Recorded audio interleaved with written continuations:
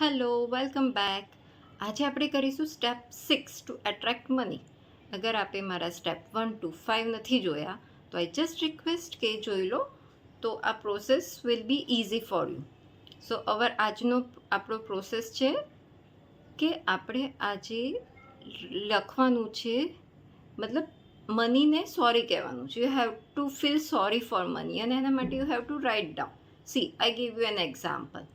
ઘણીવાર આપણે એવું થતું હોય છે કે હું જે પૈસા કમાઈ રહ્યો છું ઓકે છે, મારે વધારે પૈસા નથી જોઈતા, મારા જીવનમાં વધારે પૈસાની જરૂર નથી, અથવા તો આણે મને કેમ પૈસા આપ્યા, આઈ એમ કેપેબલ ઇનફ, અથવા તો હું આ પૈસાથી નથી ખરીદી શકતો, મારા જીવનમાં તો પૈસા ઓછા જ આવી રહ્યા છે, પૈસા તો અછત છે, પૈસા આવવાથી મારા જીવનમાં પ્રોબ્લેમ્સ આવી રહ્યા છે. મતલબ જે પણ ફીલ, જે પણ ભાવના તમારી પૈસા રિલેટેડ છે, નકારાત્મક ભાવના, એના માટે સોરી વ્યક્ત કરો.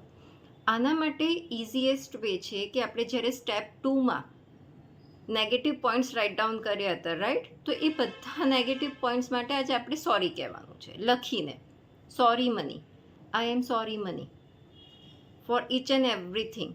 સપોઝ ક્યારેક કોઈકને વધારે પૈસા આપતી વખતે યુ ફીલ કે અરે બહુ બધો ખર્ચો થઈ રહ્યો છે, તો એના માટે પણ સોરી. સી, તો આપણે ક્યારેક કહેતા હોઈએ છીએ ને કે મારું તો હું તો સંતોષી ભર્યું જીવન જીવવા માંગુ છું.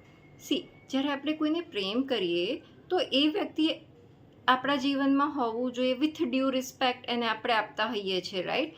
તો same way, if we want money in our life, તો આપણે એને એટલું જ રિસ્પેક્ટ આપવો જરૂરી છે.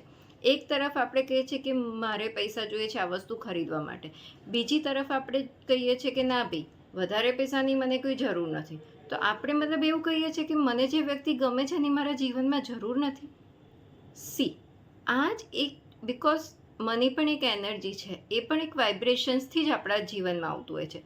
તો સેમ લવ, સેમ રિસ્પેક્ટ આપણે મનીને આપવાનું છે.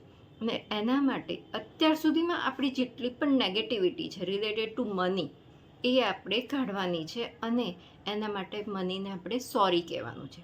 આઈ એમ સોરી મની.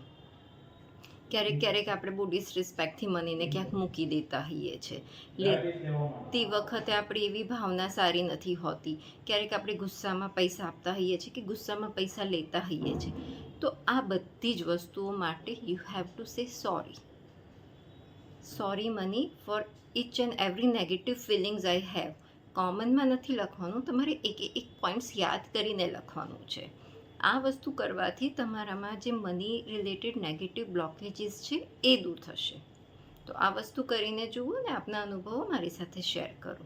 ફરી મળીશું સ્ટેપ 7માં. Till then, by.